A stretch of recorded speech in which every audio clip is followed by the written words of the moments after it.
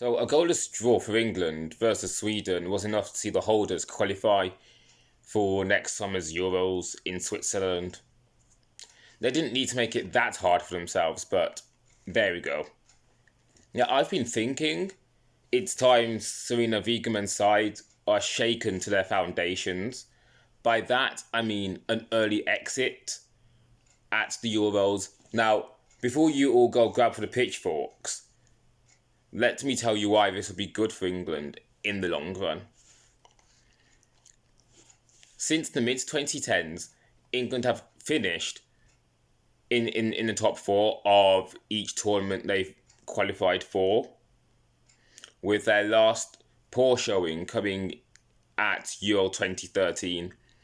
And for me, they currently seem to be riding a high. But are they? And let's go back to 2013, when they did crash out at the group stage. There wasn't any media scrutiny at the time.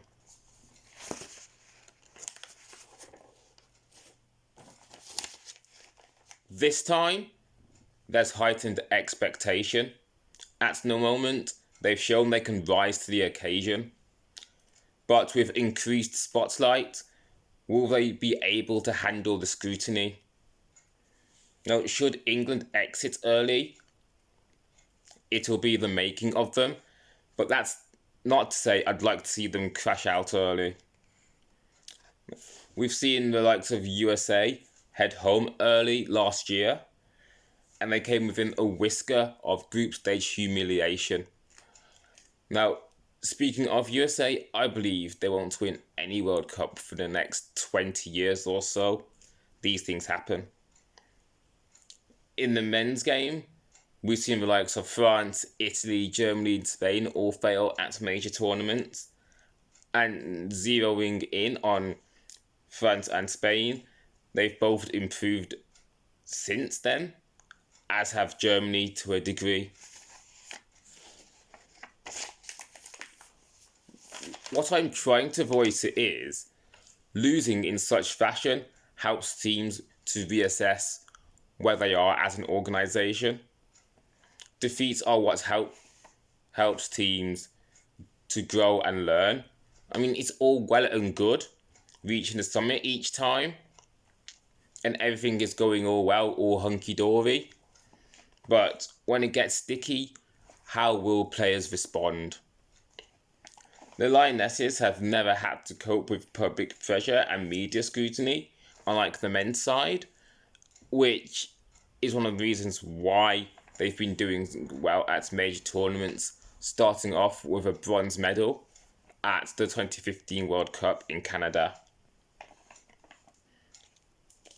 Now, would they have been able to handle the criticism should they not do well at tournaments? We shall see.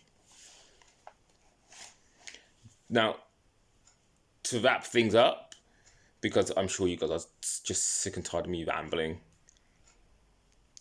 was England not qualifying Team GB for this year's Olympics a blessing in disguise? Ergo, is England not qualifying Team GB a good thing? Or would you prefer to have seen Team GB at this year's Olympics?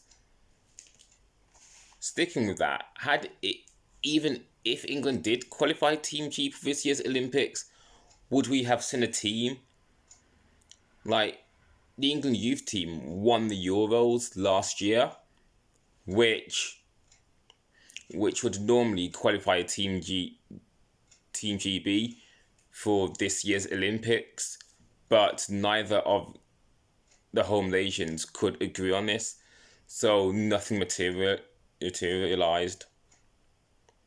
I'm rambling now, I'm just going to stop.